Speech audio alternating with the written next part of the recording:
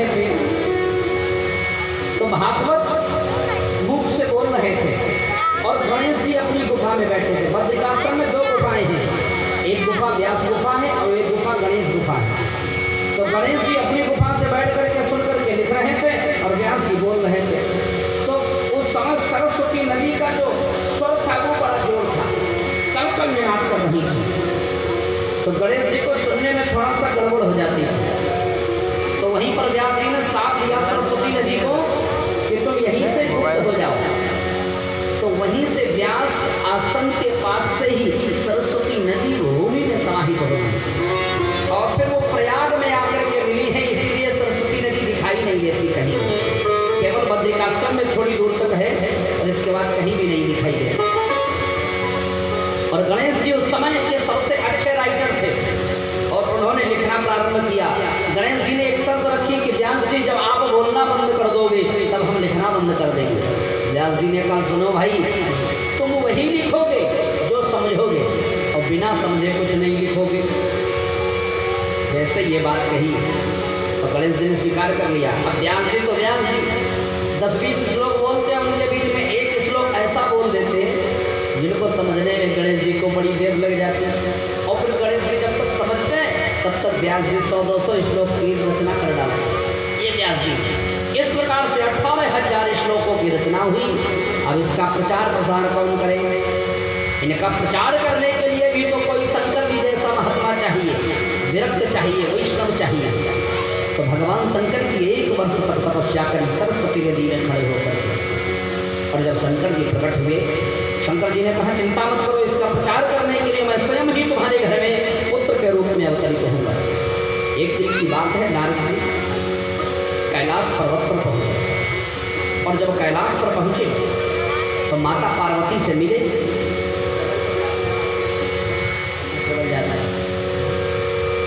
माता पार्वती को देख करके भगवान शंकर ने कहा, नारद जी ने कहा मैया हमें लगता है कि आपको भगवान शंकर ज़्यादा चाहते नहीं, बहुत पसंद नहीं करते। अब पार्वती मैया ने जैसे ये सुना कहा वाह नारद कैसी बातें कर रहे हो, भोलेनाथ ही तो हमको चाहते हैं, बाकी कोई नहीं चाहता। जैसे ये बात कही तो भगवान शंकर की याद करके नारद जी ने माता पार्वती से कहा देवी एक बात बताओ मैया, अगर भोलेनाथ आपको चाहते हैं तो क्या कभी ये बताया कि उनके गले में जो मुंडों की माला पड़ी है वो किसके हैं? पार्वती जी ने कहा ये तो नहीं बताया। जैसे ये कहा ये तो नहीं बताया, मैंने कहा था आपको चाहते नहीं, आज पूछना किसके मुंडों की माला है। और नारद जी जैसे बाहर निकले शंकर जी आज कैलाश पर्वत में आए। शंकर जी जान गए आज कुछ गड़बड़ जरूर है भाई। और जैसे ही शंकर भगवान ने माता पार्वती को देखा और देखते देखते माता पार्वती से कहने लगे देवी सब ठीक है। देवी माता जी ने कहा भोलेनाथ ठीक कुछ नहीं है, आप हमको चाहते नहीं हो। जैसे ये बात कही चाहते नहीं हो तो समझ गए ये सब नारद जी का खेल है और कुछ नहीं। कहा क्या बात है, क्या कहना चाहती हो? कहा प्रभु ये बताइए आज तक आपने ये नहीं बताया कि आपके गले में जो ये माला पड़ी है मुंडों की, इसमें किसके मुंड हैं? जैसे ये बात कही भोलेनाथ मुस्कुराए, देवी इससे पहले आपने कभी पूछा ही नहीं किसके मुंड हैं। इस माला में तो आप ही के मुंड हैं। हम आपको इतना चाहते हैं कि आपकी जब मृत्यु होती है तो आपके मुंडों को हम अपनी माला में पिरो देते, इतना चाहता। और तुम कह रही हो चाहते हैं। अब तो पार्वती जी का पारा और ज़्यादा है। वाह महाराज, हम इतनी बार मर चुकी हैं और आप कौन सी अमृति खाए बैठे हो? आप नहीं मरे, क्या बात है? कौन सी दवा आपने खाई? शंकर जी कहने लगे देवी दवा तो आपको बार बार बताना चाहते थे लेकिन आपने दवा स्वीकार ही नहीं करी। कौन सी दवा? जो राम रूपी रसायन है। आप लोग हनुमान चालीसा पढ़ते हो ना? कौन कौन हनुमान चालीसा पढ़ता है? हाथ उठाइए जरा। कोई नहीं पढ़ता? एक मिनट चलो सब लोग पढ़ा करिए हनुमान चालीसा। और हनुमान चालीसा में एक पंक्ति आती है, राम रसायन तुमने पा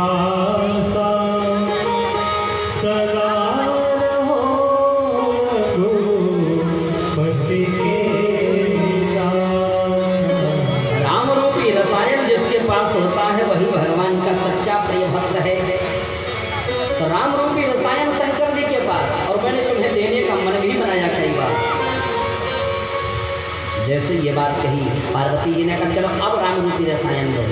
तो भगवान शंकर माता पार्वती को लेकर के अमरनाथ की गुफा में पहुंचे, जो कश्मीर में है। और व्यास जी ने लिखा ततो अमर गाथां शंभु कथयामास काश्मीर मंडले। अब बताइए, भागवत की पहली व्याख्या भगवान शंकर ने माता पार्वती से कश्मीर में कही। तो भारत तो हमेशा, कश्मीर तो हमेशा सनातन धर्मियों का रहा ही है, आज कोई नई बात नहीं है। श्री सूत जी महाराज सौनकानिकों से कहते हैं, आज जैसे ही माता पार्वती को लेकर के गुफा में पहुंचे भोलेनाथ, और बड़ी जोर से डमरू बजाया, और जैसे डमरू का निनाद हुआ, उस अद्भुत निनाद को सुनकर के सभी पुष्पक्षी भाग खड़े हुए। और जैसे पक्षी भाग खड़े हुए, एक तोते का अंडा था वो भूमि पर गिर गया, अंडा फूट गया, बच्चा अर्धमृत्यु की स्थिति में है। उसी समय माता पार्वती ने जाकर के देखा कोई शेष तो नहीं बचा। तब पता चला कि अर्धमृत्यु को प्राप्त यह नवजात तोता कुछ समय बाद मर जाएगा, यह कोई व्यवधान उत्पन्न नहीं करेगा। शंकर जी को जाकर के बता दिया।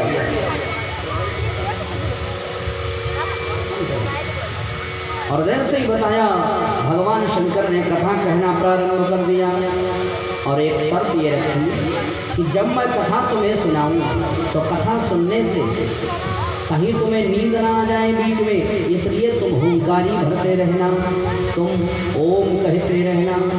जैसे ये बात कही, इसीलिए हम लोग आपसे बार बार कहते हैं कि सिर हिलाते रहो ताकि हमें लगे कि कथा सुन रहे हो, कहीं सो तो नहीं गए।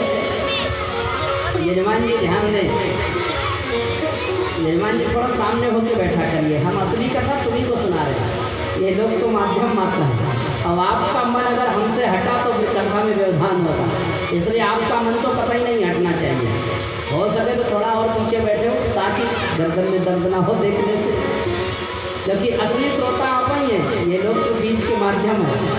आपके माध्यम से इन लोगों को कथा सुनने का लाभ मिल रहा है, तो आपका और हमारा तार नहीं टूटना चाहिए, इस बात का ध्यान रखिए।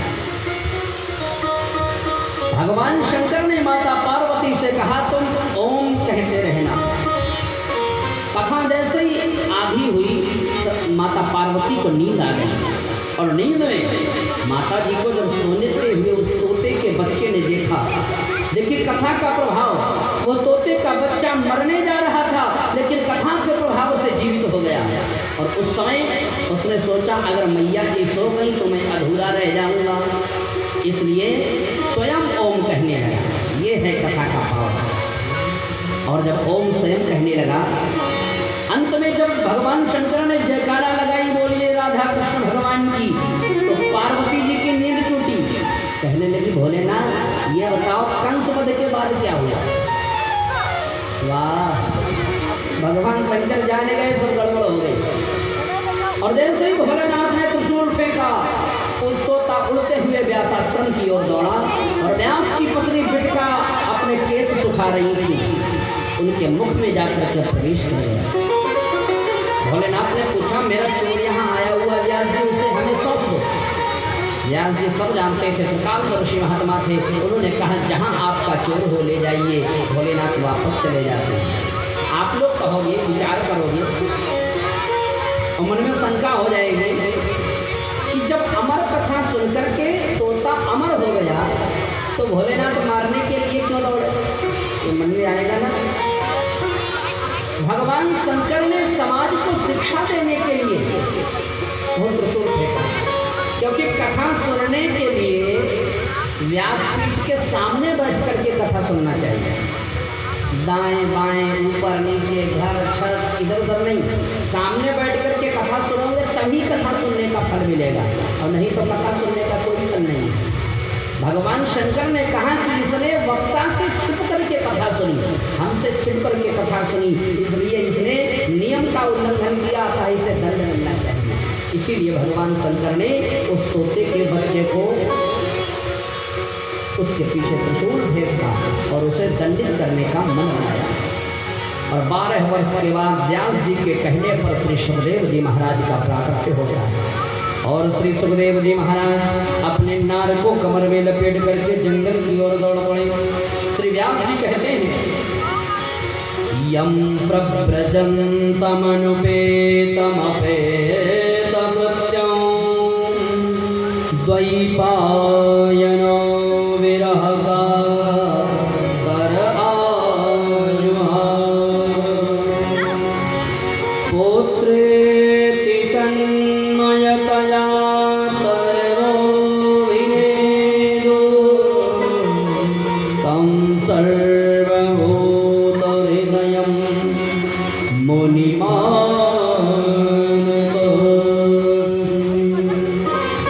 इस श्लोक का भाव देखिए, यहाँ आपको श्लोक ही सुनने को मिलेंगे। और इस श्लोक में श्री व्यास जी ने लिखा कि जब श्री सुखदेव जी महाराज अपने नाल को कमर में लपेट करके, अभी नाल छेदन यानी नाल नहीं काटा गया, और वैसे जंगल की ओर दौड़ पड़े और पीछे से व्यास जी कहते हैं, हे पुत्र रुक जाइए। सुखदेव जी ने वृक्षों के रूप में आकर के पिताजी से कहा, पिताजी अब आप वापस चले जाइए, मैं आपके पास नहीं आऊँगा। वही मार्ग में कुछ अप्सराएं निर्वस्त्र स्नान कर रही थी। जब सुखदेव जी निकले तो उन्होंने वस्त्र नहीं पहने, व्यास जी आए तो उन्होंने वस्त्र पहन लिए। व्यास जी ने पूछा, देवियों एक बात बताओ, हमारा बेटा तो युवान है और हमारी उम्र तो बहुत हो गई। उम्र बताएं व्यास जी की। जब महाभारत का युद्ध हुआ तो अर्जुन की उम्र 80 वर्ष की थी। अब आप सोच सकते हो, अर्जुन के बाबा भीष्म पितामह के सबसे बड़े थे श्री व्यास जी महाराज। उस समय द्रोणाचार्य की अवस्था 400 साल की थी, इतनी उम्र थी व्यास जी की। तो उन अप्सराओं ने कहा, प्रभु बाबा आपकी दृष्टि में और आपके बेटे की दृष्टि में दोनों में अंतर है। आपकी दृष्टि देह दृष्टि है, आपके बेटे की दृष्टि देव दृष्टि है। मैंने कल आपको बताया था कि आंखों से पाप शरीर में प्रवेश करता है, याद है ना? इसलिए आंख पर चश्मा ऐसा लगाओ कि पाप मन में प्रवेश न करे। शास्त्र में लिखा है कि वाणी गुणानुकथने श्रवणो कथायां हस्तौ च कर्मसु मनस्तव पादयोर्नः। हमारी वाणी सदैव भगवान के गुणानुवाद में लगी रहे। वाणी गाली लेने में लगे किसी को, किसी की बुराई करने में लगे, तो फिर कथा सुनने सुनाने का क्या लाभ है?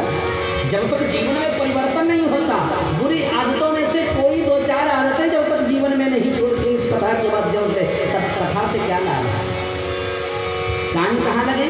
कान कथा सुनने में लगे। वाणी गुणानुकथने श्रवणो कथायां। हाथ कहाँ लगने चाहिए? हाथ तो भगवान की सेवा करने में लगने चाहिए। जैसे हम देखते हैं जब नवरात्रि आती है, नवरात्रि में सब माताएं बहनें मंदिर जाती हैं, माता जी का पूजन करती हैं। लेकिन पूजन करने के साथ साथ मंदिर की सफाई करना ये भी हमारा धर्म है। हम वहाँ गंदगी फैला के चले जाए, सफाई कौन करेगा?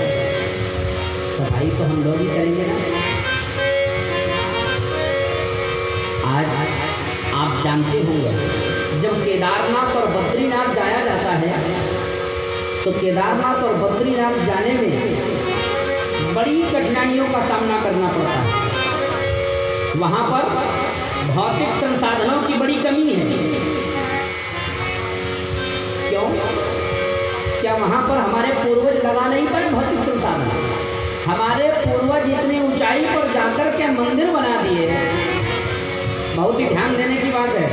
हमारे पूर्वज इतनी ऊंचाई पर जाकर के मंदिर बना दिए, वहाँ व्यवस्थाएं लगा दिए, तो वहाँ फैक्ट्रियाँ भी तो लगा सकते थे, वहाँ अन्य व्यवस्थाएं भी, भौतिक सुख साधन की सुविधाएं भी लगा सकते थे, लेकिन नहीं। तो जानते थे कि जहाँ मनुष्य रहेगा, मानव रहेगा, वहाँ ही ये गंदगी करने का प्रयास करता है। इसलिए मानव वहां दर्शन करने के लिए जाए और फिर वापस आ जाए।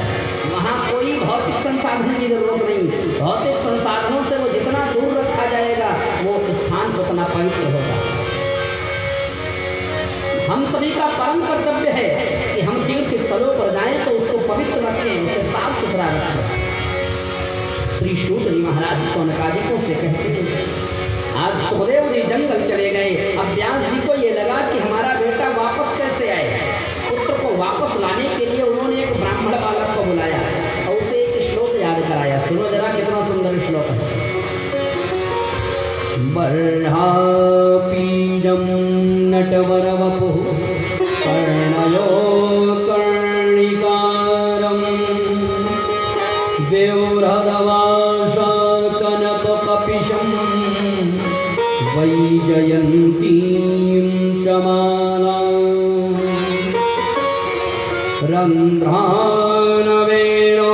रन्ध्रानवेरोरधरशुधया पूरयन् गोपवृन्दैः वृन्दारण्यं स्वपदरमणं प्राविशत गीतकीर्तिः।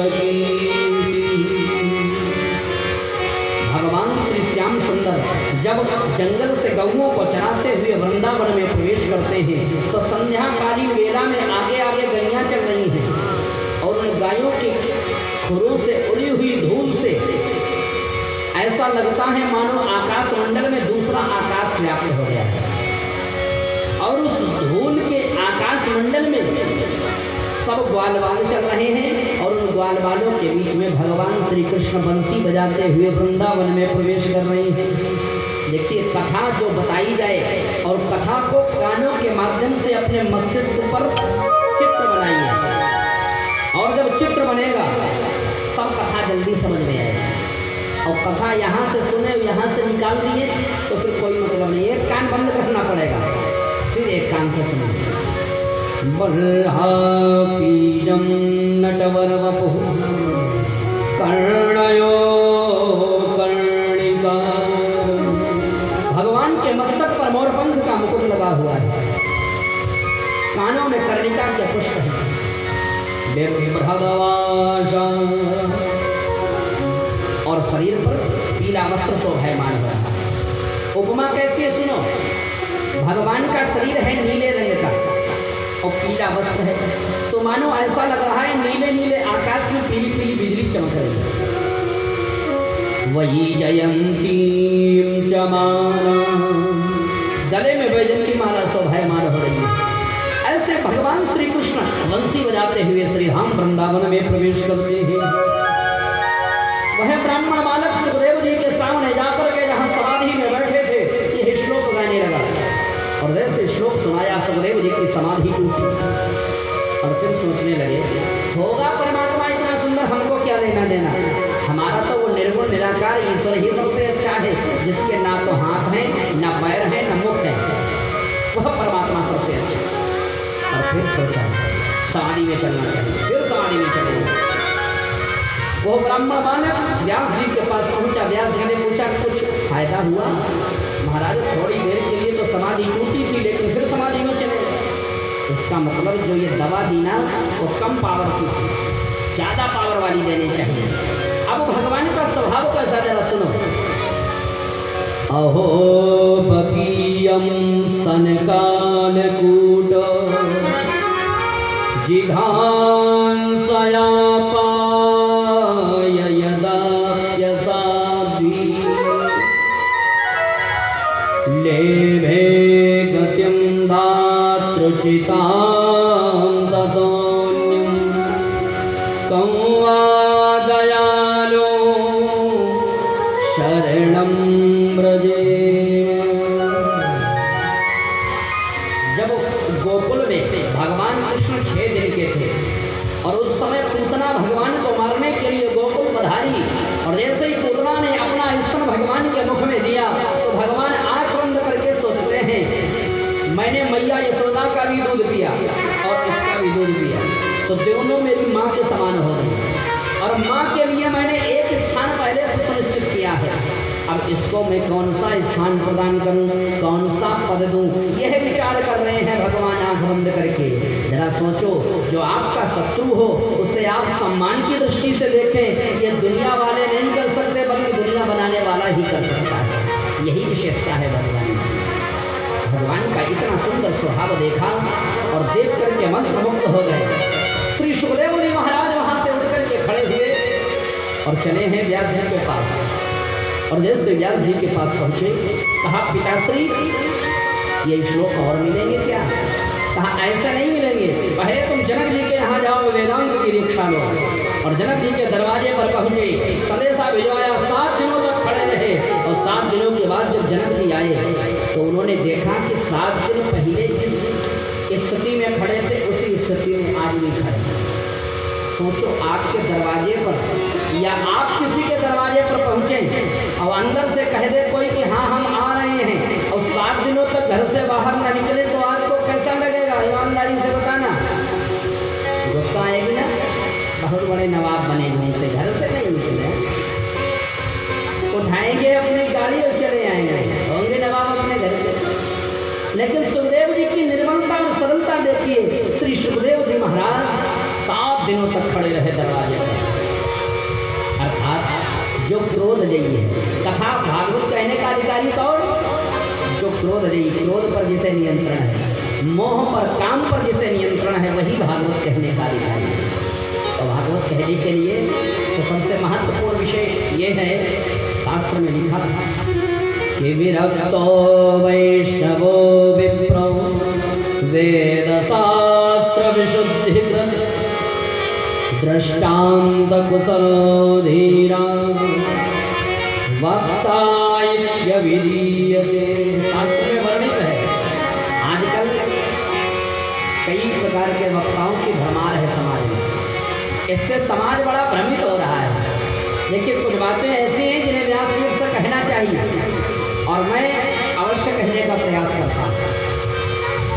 कथा कहने का अधिकारी कौन? शास्त्र में लिखा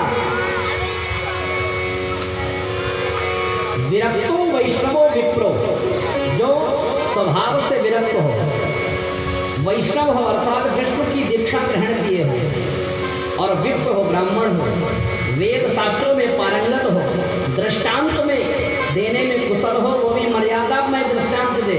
अब ये पता ही नहीं व्यासपीठ पर बैठ करके क्या कहे जा रहे हैं। जब व्यासपीठ की गरिमा स्वयं भंग करेंगे तो समाज आपको किस दृष्टि से देखेगा, और फिर समाज की दिशा और दशा क्या होगी, जरा सोचिए।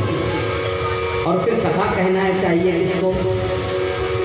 वेद शास्त्र विशुद्धिकृत दृष्टांत कुशलो धीरः वक्ता इत्यविधीयते। वक्ता शब्द आया, वक्ता पुल्लिंग है। आजकल मैं देखता हूँ हमारी बहनें भी व्यासपीठ पर बैठ करके कथा कहती हैं, ये बिल्कुल अनुचित है। आप शास्त्र का अध्ययन कर सकती हैं, क्योंकि आप भागवत पढ़ेंगे नहीं तो बच्चों को संस्कार क्या सिखाएंगे। लेकिन व्यासपीठ का प्रवचन करना व्यासपीठ पर बैठ करके, ये आपके लिए ठीक नहीं है। हालांकि हमारी बात सुनकर के कुछ माताओं बहनों को कष्ट होगा, लेकिन मेरा ये निवेदन है, इससे शास्त्रीय परंपरा का खंडन होता है। भागवत में कुछ ऐसी बातें हैं जो स्त्री शरीर के द्वारा न कही जाएं। भाई, मर्यादा में बातें हैं, अगर आप उनको नहीं कहेंगी तो भागवत जी का विवेचन कैसे पूर्ण होगा?